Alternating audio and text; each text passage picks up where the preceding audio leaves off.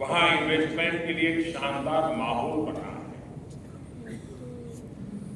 North east rising summit, इसकी सफलता के लिए मेरी तरफ से, भारत सरकार की तरफ से आपको बहुत बहुत शुभकामनाएं देता हूं। साथियों, भारत को दुनिया का सबसे डाइवर्स नेशन कहा जाता है और हमारा नॉर्थ ईस्ट इस डाइवर्स नेशन का सबसे डाइवर्स हिस्सा है। ट्रेड से ट्रेडिशन तक, टेक्सटाइल से टूरिज्म तक, नॉर्थ ईस्ट की डाइवर्सिटी ये उसकी बहुत बड़ी स्ट्रेंथ है। नॉर्थ ईस्ट यानी बायो इकोनॉमी और पाम, नॉर्थ ईस्ट यानी tea production and petroleum, north east यानी sports and skiing, north east यानी इको टूरिज्म का इमर्जिंग हब, नॉर्थ ईस्ट यानी ऑर्गेनिक प्रोडक्ट की नई दुनिया, नॉर्थ ईस्ट यानी एनर्जी का पावर हाउस।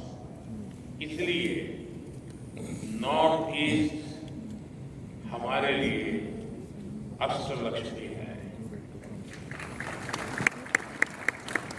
अष्टलक्ष्मी के इस आशीर्वाद से नॉर्थ ईस्ट का हर राज्य कह रहा है हम निवेश के लिए तैयार है, हम नेतृत्व के लिए तैयार है।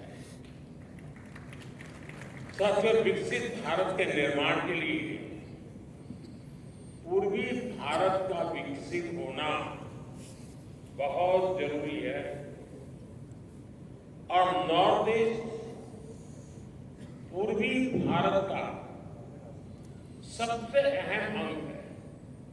हमारे लिए इसका मतलब सिर्फ एक दिशा नहीं है, हमारे लिए इसका मतलब है empower, act, strengthen and transform. पूर्वी भारत के लिए यही हमारी सरकार की नीति है, यही पॉलिसी, यही प्रायोरिटी आज पूर्वी भारत को, हमारे नॉर्थ ईस्ट को ग्रोथ के सेंटर स्टेज पर लेकर आए हैं। साथियों, पिछले 11 वर्षों में जो परिवर्तन नॉर्थ ईस्ट में आया है वो केवल आंकड़ों की बात नहीं है, इस जमीन पर महसूस होने वाला बदलाव है। हमने नॉर्थ ईस्ट के साथ केवल योजनाओं के माध्यम से रिश्ता नहीं जोड़ा, हमने दिल से रिश्ता बनाया है। ये आंकड़ा जो मैं बता रहा हूं सुनकर के आश्चर्य होगा। 700 टाइम, 700 से ज्यादा बार हमारे केंद्र सरकार के मंत्री नॉर्थ ईस्ट गए और मेरा नियम जाकर के आने वाला नहीं था, नाइट स्टे करना कंपलसरी था।